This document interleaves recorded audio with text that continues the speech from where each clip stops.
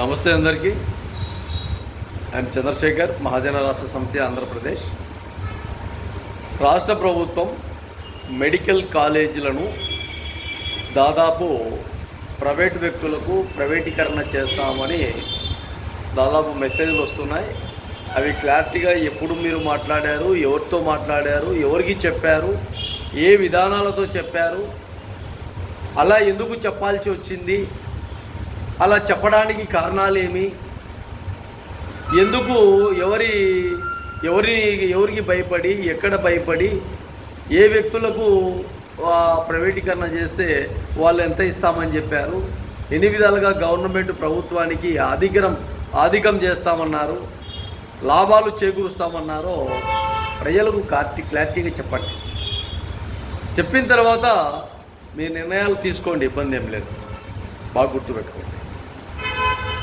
మీ నిర్ణయాలు తీసుకున్న తర్వాత ఎంతవరకు ఇవి కరెక్టు, ఎంతవరకు ఇది తప్పు, ఎంతవరకు తప్పిదం, ప్రజల విధానాన్ని ఎక్కడ మనం తెలియకుండా ఎవరి కొద్దీ వాళ్ళ మనం నిర్ణయాలు తీసుకుంటే నిన్న ఓట్లు వేసిన వ్యక్తులు, మిమ్మల్ని గెలిపించిన వ్యక్తులు, మీ కూటమికి బలోపేతమైన నాయకత్వాన్ని అందించిన వ్యక్తులు, అదేవిధంగా పేద వర్గాలు, బలహీన వర్గాలు, మైనార్టీలు, ఎస్టీలు, రకరకాలుగా వ్యక్తులు చదువుకుంటున్నారు. అదర్సు, ఓసీలు, పేద పిల్లలు, ప్రతి ఒక్క దాంట్లో పేద పిల్లలు ఉన్నారు.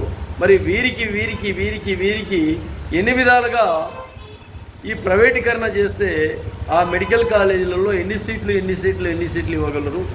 ఇవన్నీ కూడా ప్రభుత్వ విధి విధానాల్లో భాగంగా ప్రజలకు చెప్పాల్సిన బాధ్యత ఉంది. ప్రజలకు అన్ని విధాలుగా ఎక్కడ మేము ఏం చేయగలరు అన్న ఆలోచన విధానాలు కూడా ఖచ్చితంగా ప్రజల్లో ఉండాలి, ప్రజలకు తెలియాలి. ప్రజల విధానాల్లోనే మీరు అన్ని విధాలుగా ఉండాలని కూడా మహాజన రాష్ట్ర సమితి క్లారిటీగా తెలియజేస్తున్నాం. బాగా గుర్తుపెట్టుకోండి. ప్రజలు లేనిదే ఈరోజు ప్రభుత్వం లేదు.